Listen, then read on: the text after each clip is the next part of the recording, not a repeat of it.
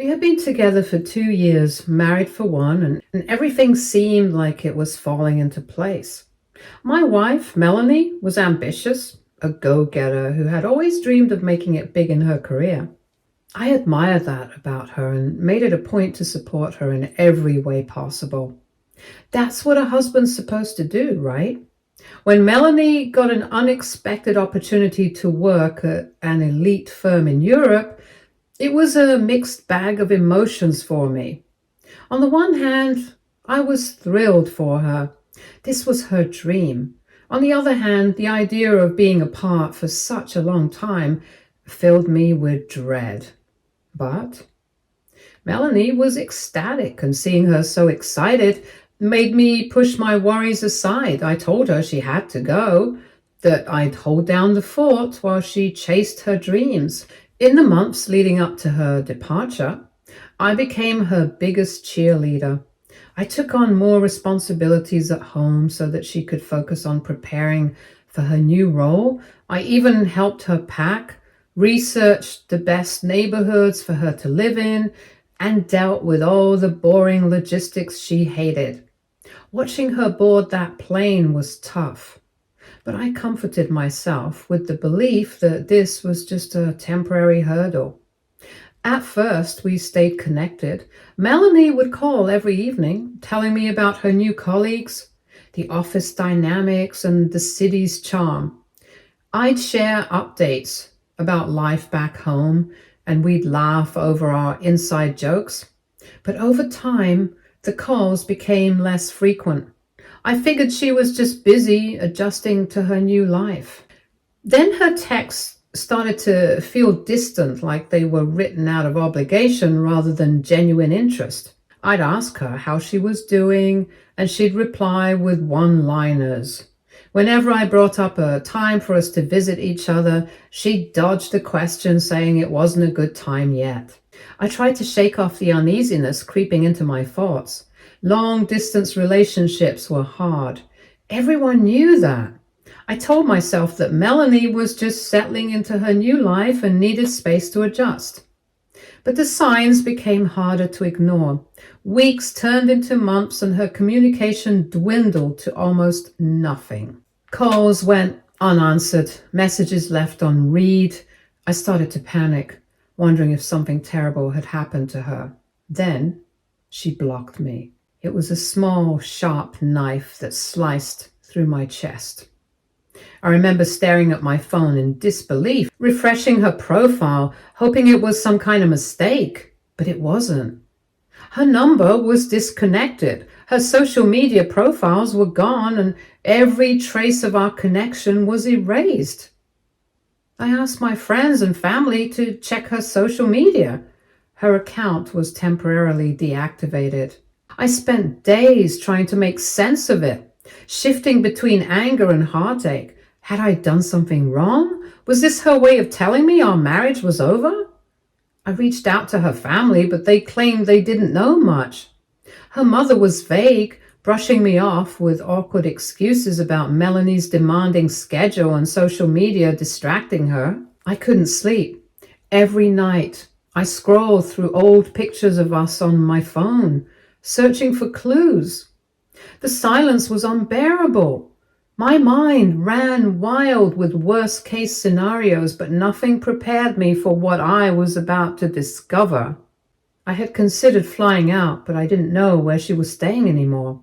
I had contacted the landlord of the place I had set up for her, and he said that she moved out weeks ago. I tried to contact her company, but nothing came of it.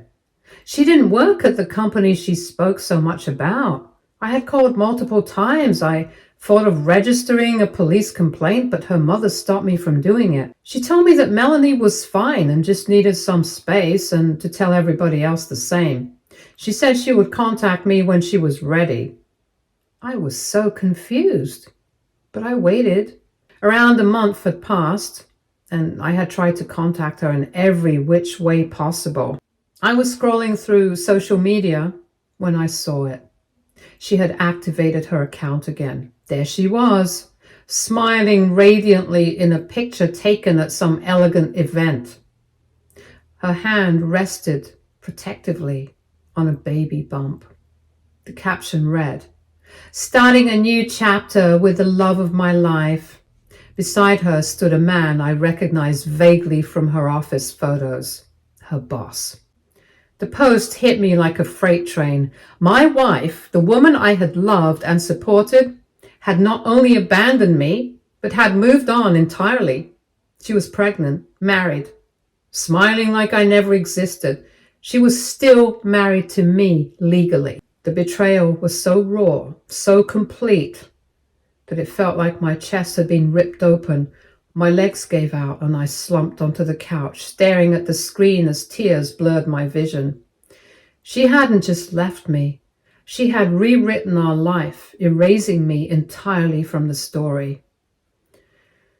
I wanted answers, but I also didn't want to stoop to chasing after her because that's what I had been doing all this time. What was there to say? How could I compete with the fantasy she was living? My world was crumbling and she was over there playing house with another man. My family and friends rallied around me, trying to keep me grounded. My best friend, Mark, was livid when I told him what happened. He said she didn't deserve my tears and that I needed to move on and focus on myself. Easier said than done when every corner of my house reminded me of her. Why? Why did she do it? Why didn't she have the decency to tell me it was over? Why was I disposable? I had been nothing but supportive. Update 1. After discovering Melanie's betrayal through her social media announcement, I spent days in a haze, consumed by anger, heartbreak, and grief. My parents told me to focus on what I could control, but that felt impossible when my world had been flipped upside down. I couldn't just sit there and let her get away with everything she had done. In the days that followed, I sought out legal advice. I contacted a family lawyer, laying out the situation in excruciating detail. The lawyer's initial reaction mirrored my own. She said I had grounds to file a complaint for marriage fraud since Melanie had essentially abandoned our marriage and built a new life without any formal separation or divorce. I registered the complaint. It felt like a small step towards reclaiming some sort of control. I didn't know if it would amount to anything, but at least it was something. The idea that Melanie could waltz out of my life, destroy everything we had built, and then live happily ever after with no consequences made my blood boil. As I worked through the legalities, I started to reflect on how I had been blindsided. I kept replaying the last few months of our relationship, searching for signs I might have missed. Every moment I had spent supporting her, cheering her on, making sacrifices now felt like a slap in the face. I had been her biggest supporter and she had repaid me with this disgusting betrayal. The legal process moved slowly, but just filing the complaint felt like an anchor. It reminded me that I didn't have to sit idly by while she erased me from her life.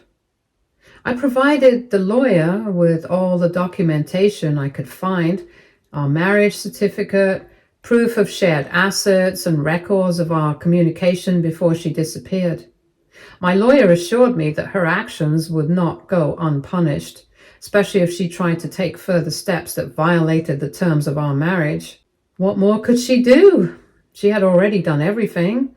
Meanwhile, I threw myself into my job, trying to distract myself from the emotional turmoil. My co-workers, sensing something was off, gave me space but also offered support.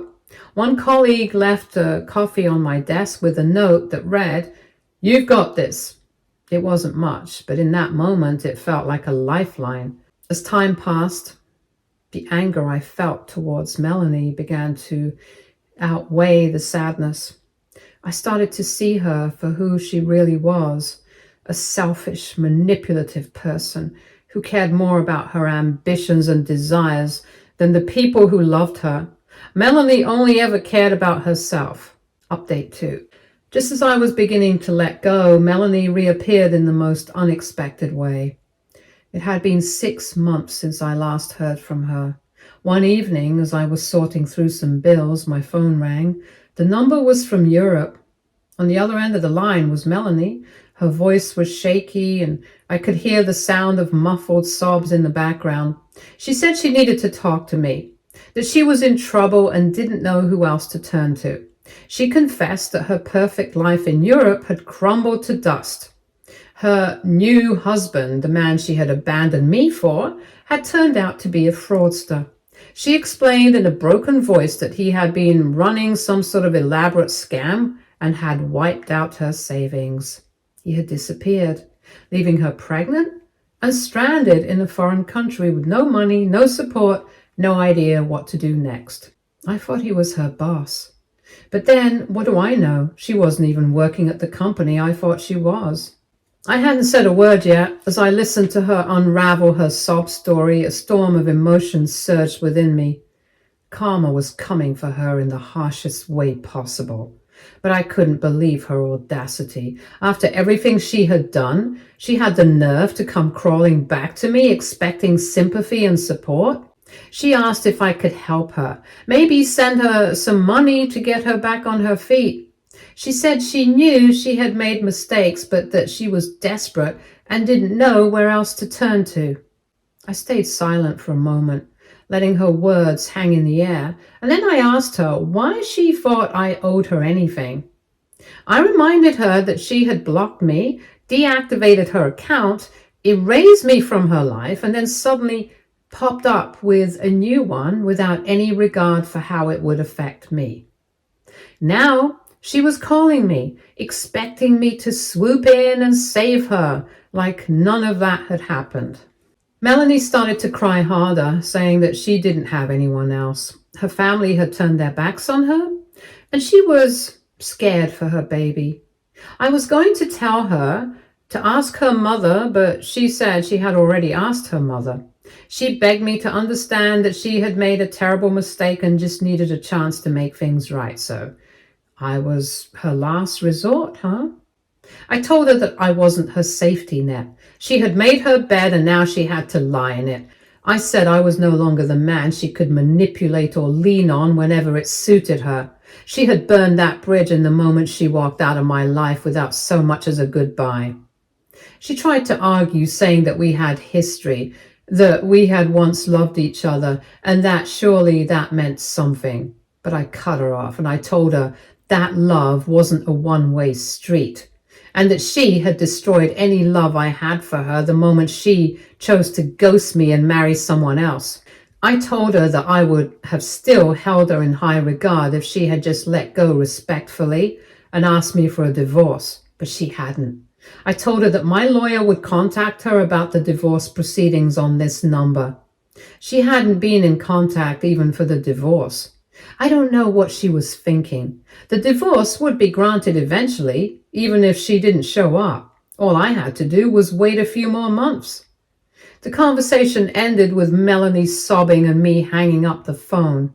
I felt a strange mix of emotions, relief, anger, and a twinge of pity.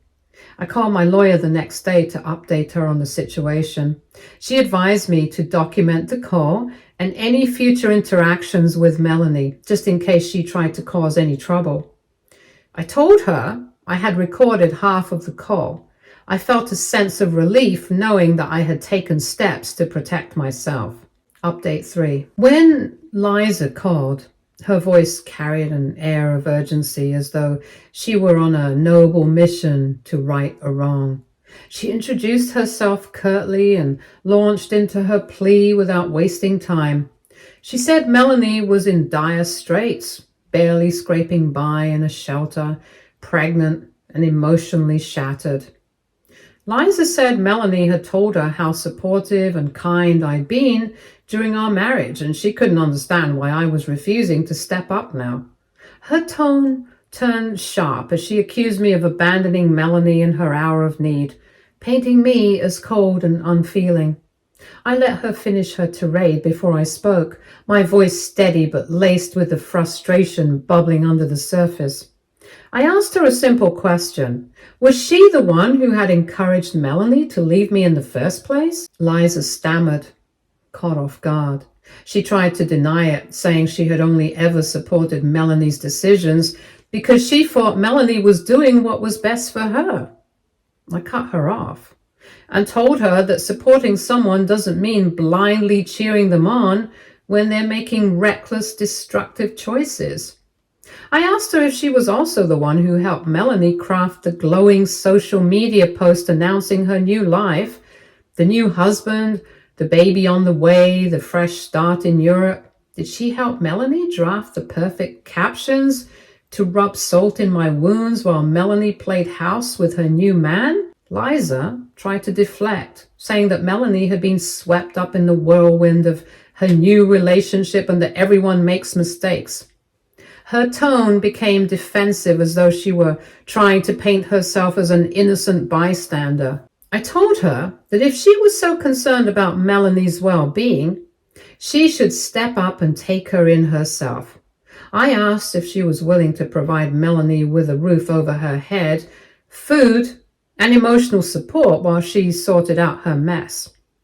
Liza sputtered, claiming she didn't have the money or resources to take Melanie in.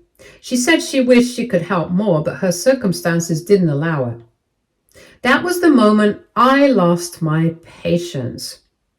I told her flatly that it was convenient for her to preach about compassion and responsibility when she wasn't the one being asked to clean up Melanie's mess.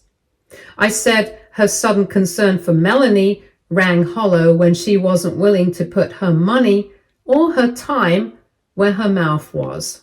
Liza tried to interrupt, saying I didn't understand the full picture. I cut her off again. I told her that I understood perfectly. Melanie had made her bed, and now she was expecting me to lie in it for her while she dug my grave next. And now Liza, who had likely encouraged her selfish choices, was trying to guilt me into taking responsibility for someone who had treated me like a disposable backup plan. I told her that if she or anyone else continued to harass me about this, I would have no choice but to involve my lawyer. I wasn't bluffing. I had already spoken to my attorney about the situation, and we were well within our rights to file for harassment if the calls and messages didn't stop. Liza's tone shifted immediately. She tried to backtrack, saying she wasn't trying to harass me, but was only looking out for Melanie. She said she didn't mean to upset me and just wanted to open a dialogue. I wasn't buying it. I told her that dialogue went out the window when Melanie chose to ghost me, marry another man, and flaunt her new life without so much as a shred of decency. I told her that I didn't owe Melanie or anyone connected to her anything. Liza's voice wavered as she tried one last desperate appeal. She said the baby didn't deserve to suffer for Melanie's mistakes and that I could make a real difference in the child's life by stepping up. That hit a nerve, but not in the way she intended. I told her that I felt for the baby, but it wasn't mine. I told her if Melanie's new husband didn't feel for her or the baby, then why should I? I asked her if I had fool written on my head. I said it was Melanie's responsibility to figure out what kind of life she wanted to provide for her child, not mine. Liza was silent for a moment before mumbling something about how she hoped I would reconsider. Her voice was trembling now, as though she realized she had lost whatever moral high ground she thought she had. I ended the call with a final statement, and I told her that if she contacted me again, I would follow through with my legal threats. I told her that my life didn't revolve around cleaning up the messes of people who had no regard for me, and I wasn't going to be dragged down by Melanie's poor decisions. After hanging up, I felt a mix of frustration and relief. It was exhausting having to defend myself against people who refused to see the full picture. Liza's audacity was almost laughable. She had called me cold and unfeeling, yet she wasn't willing to lift a finger to help Melanie herself. It was clear that Liza, like Melanie, was used to passing the buck, expecting others to shoulder the weight of their poor decisions. But I wasn't going to be their scapegoat. For so long, I had been the supportive partner, the one who always put others first. But Melanie's betrayal had forced me to reevaluate what I was willing to tolerate in my life. I realized that I had spent too much time trying to fix things that were broken beyond repair, and it was time to let go. Update 4. When Melanie's mother called, I braced myself for yet another attempt at manipulation.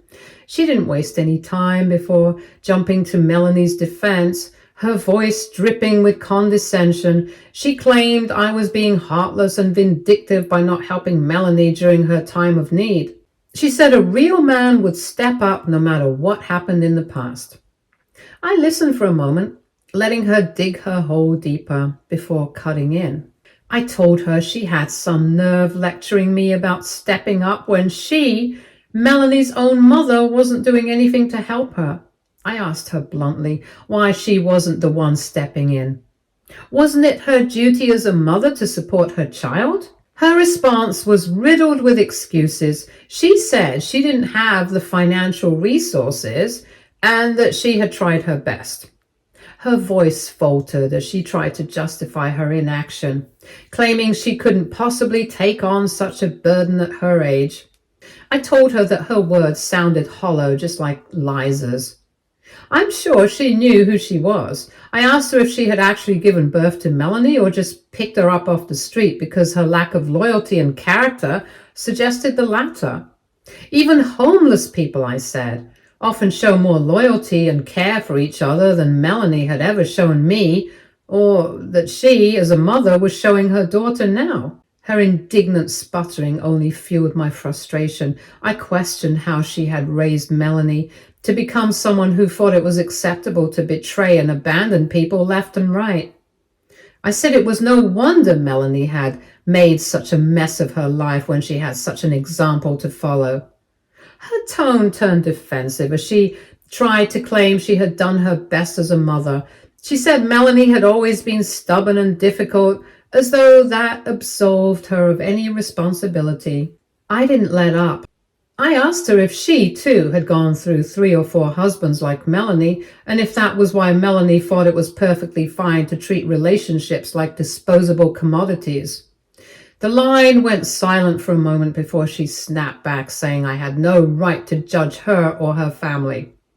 I laughed bitterly and told her I wasn't judging, I was stating facts. I said Melanie had made it crystal clear what kind of person she was when she ghosted me, married another man while still being married to me, and flaunted her new life on social media without so much as a shred of decency. I told her I didn't want to hear any more excuses for Melanie's behavior. Her voice wavered as she tried to change tactics, appealing to my sense of compassion. She said Melanie was pregnant, scared and alone in a foreign country, and that it wasn't fair to punish her for mistakes she now regretted. I stopped her there. I told her Melanie's regrets were her own to deal with, not mine. If she truly felt sorry for what she had done, she could prove it by showing up in court and facing the consequences like an adult. I warned her not to dare blame me for Melanie's predicament. I reminded her that I had been nothing but supportive during my marriage to Melanie, and that I didn't deserve the betrayal I had endured. I said that if she or anyone else in their family thought they could guilt me into taking Melanie back, they were sorely mistaken. I told her that if she was so desperate to help Melanie, she should do it herself. I asked her why she wasn't offering to bring Melanie home, give her a place to stay, and help her get back on her feet. She stammered something about not having the means, but I cut her off. I said her excuses sounded an awful lot like the ones Melanie had given me. She tried one last time to guilt me, saying that Melanie's child didn't deserve to suffer for her mother's mistakes. I told her that was something Melanie should have thought about before making the choices she did. I told her I wasn't going to care for a child that wasn't mine. While some people like her might be okay with it, I wasn't. Then I delivered my final blow. I told her flatly that I don't take trash back, no matter how pitiful it tries to look. I ended the call with a warning that I wasn't going to be dragged into their mess any further. I told her to tell Melanie that if she was so good at finding new husbands, she could find another one to clean up after her. And I reminded her that Melanie could show up in court if she had anything to say to me. How can people be so shameless? Why hadn't I seen these character traits before? It's true what they say. When you're in love, you look at everything with rose-colored glasses. Update 5. Melanie finally made it back. Word got around quickly through gossip in the family and acquaintances, though I was no longer interested in being part of it. From what I gathered, Melanie's mother had finally stepped up, not out of maternal instinct, but out of desperation to save her own reputation. After realizing that I wasn't going to budge, she sent Melanie the money to return home. It was poetic in a way. The same mother who tried to shame me for not taking Melanie back had to foot the bill herself. I had no sympathy. Melanie had burned every bridge she'd ever crossed, and now she was standing on the smoldering remains with nowhere to go. By the time Melanie set foot on home soil, the divorce had already been finalized. She didn't contest it. She couldn't. Not after all the evidence I'd piled up. The court had ruled in my favor almost entirely. Melanie owed me a substantial amount of money as part of the settlement, an amount she had no way of paying any time soon. And that wasn't all. The legal fallout from her escapades in Europe had caught up to her. The fraud complaint I filed had led to an investigation, and the authorities had pieced together the mess she and her lover had created. The phone conversation between her and me was damning. They painted a vivid picture of her lack of remorse, her audacity, and her willingness to manipulate anyone who stood in her way. The judge didn't hold back. During the sentencing, he called out Melanie's complete absence of accountability. He said she showed no remorse for the pain she had caused, not just to me, but to others she had deceived along the way. Her lawyer tried every trick in the book to get her a lighter sentence, arguing that she was heavily pregnant and that jail time would be unduly harsh. It didn't work. The judge handed down a 1-year sentence, stating that Melanie's actions were deliberate, calculated, and selfish. The pregnancy didn't absolve her of responsibility. If anything, it made her choices even more reprehensible. Melanie had given birth shortly before starting her sentence. From what I heard, the baby was a girl. She was left in the care of Melanie's mother while Melanie served her time. I couldn't help but feel sorry for the child who had been brought into the world under such chaotic circumstances. I hoped for her sake that someone in that family would rise to the occasion and give her a better life than her mother had. But as far as I was concerned, Melanie's story ended there. I had washed my hands of her entirely. The court proceedings, the endless drama, the emotional toll, it was all behind me now. When I think back on everything, I'm struck by how much I've learned about people, about trust, and about resilience. Melanie's betrayal had nearly broken me, but it also forced me to confront my own strength. I'd been put through the ringer, but I came out the other side with a clearer sense of who I am and what I will and won't tolerate in my life. Update 6. I know there are those who might say I should feel some satisfaction in how things turned out for Melanie, but the truth is, I don't. It's not about revenge, it's about closure. Melanie's choices led her down a path of self-destruction, and I've chosen to walk a different path entirely. I've started to rebuild my life, focusing on the things and people that truly matter. I've reconnected with old friends, pursued new opportunities, and even started to think about what the future might hold for me. I've stayed off relationships. I'm taking therapy. I don't know the reasoning of why she had left me so cruelly. I get wanting to have a better life, but she could have done it decently.